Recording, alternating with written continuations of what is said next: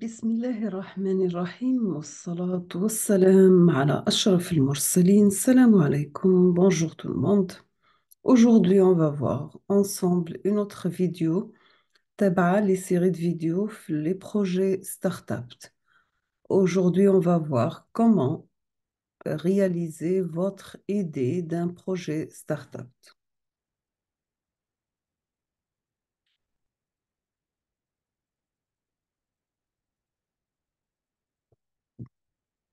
قلنا les étapes de création d'une startup. On doit commencer par l'idée, après on passe étude de marché, après nous avons business plan, les associés, accompagnement, financement, prototypage et lancement. Trouver l'idée, il faut avoir une idée qui est innovante, qui a une valeur créative et solution, d'être une solution. Une pe- Nous avons qu'une personne est prête à te payer cher pour ta tisane qui le guérit d'un mal de tête que d'un bonbon qui lui fera plaisir, d'accord? Donc, une personne est prête à te payer cher pour ta tisane qui le guérit d'un mal de tête que d'un bonbon qui lui fera plaisir. L'idée, toujours, il faut avoir un problème plus la solution. Toujours avec trouver l'idée, il faut observer votre environnement, c'est-à-dire la ville, quartier, travail, les amis, etc. Trouver des problèmes récurrents dans ces milieux, lister ces problèmes dans une feuille, estimer chaque problème en taille de marché et classer le problème par taille de marché et choisir un problème à la fin. On va commencer par observer son environnement, ville, quartier, travail et amis. Il faut passer de l'observation critique à l'observation constructive. Trouver des problèmes récurrents dans ces milieux, identifier des besoins réalisables, détecter des manques, trouver des services inadaptés, identifier des process mal exploités.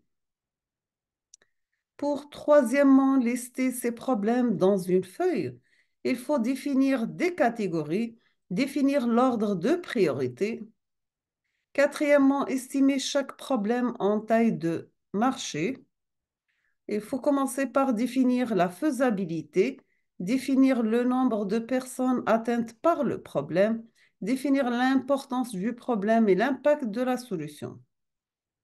Cinquièmement, classer les problèmes par taille de marché.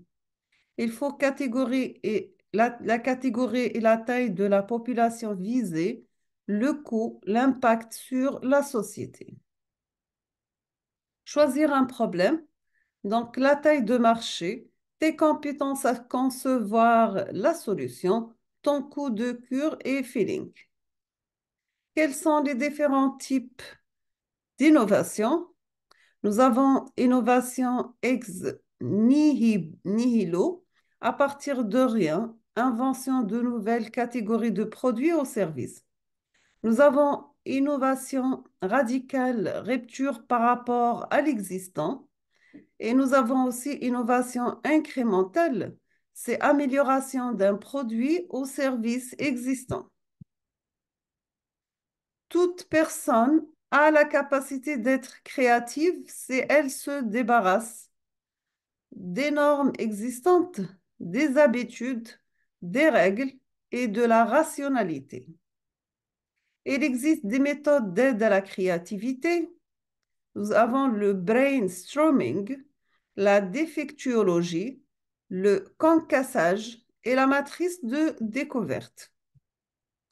On va commencer par les techniques de créativité, créativité. Nous avons le brainstorming, 5 participants au minimum, donc produire spontanément le plus grand nombre possible d'idées sur un sujet donné, sans retenue, sans se soucier dans un premier temps de leur réalisme et sans s'interdisant toute critique et toute justification. Toujours avec les techniques, nous avons la défectuologie.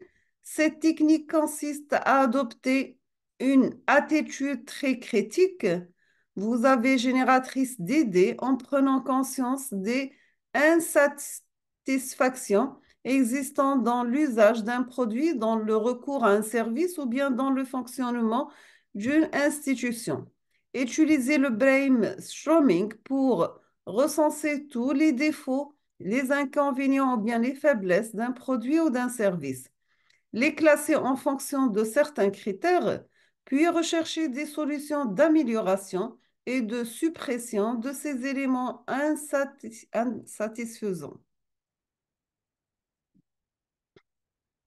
Donc, pour les techniques de créativité, la défectuologie, donc l'aspect du produit, quelle est sa forme, quel est son volume, quel est son poids, design, niveau de gamme, l'impression ou sensation procurée, etc.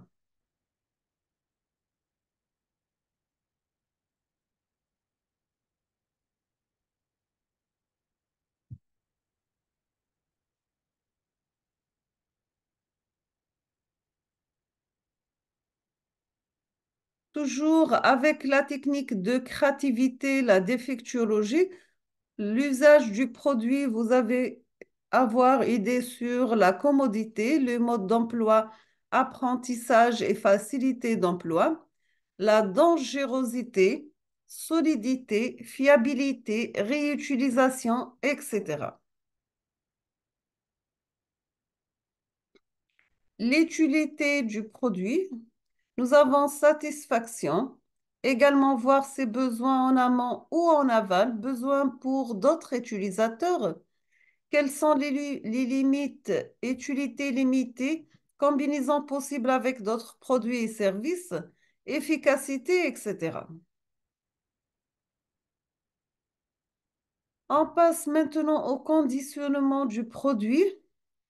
La remarque, vous avez que le conditionnement peut parfois concerner un service, à l'exemple des coffrets cadeaux Smart Box. Vous commencez par la forme, après le format, la composition, praticité, protection, packing, recyclage de l'emballage, etc.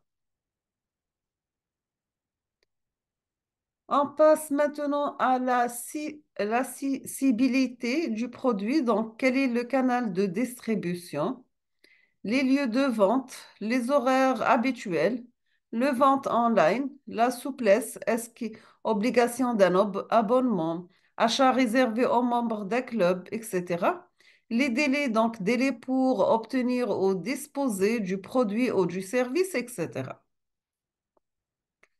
On termine avec le prix du produit. Quel est le niveau, le rang de situation du fournisseur, la possibilité de réduire le prix, la transparence et la simplicité des tarifs et autres conditions financières, facilité de paiement, réduction de prix pour quantité, etc. Nous sommes arrivés à la fin de cette vidéo, donc je vous remercie infiniment pour votre attention et à la prochaine vidéo, Inch'Allah. Merci beaucoup.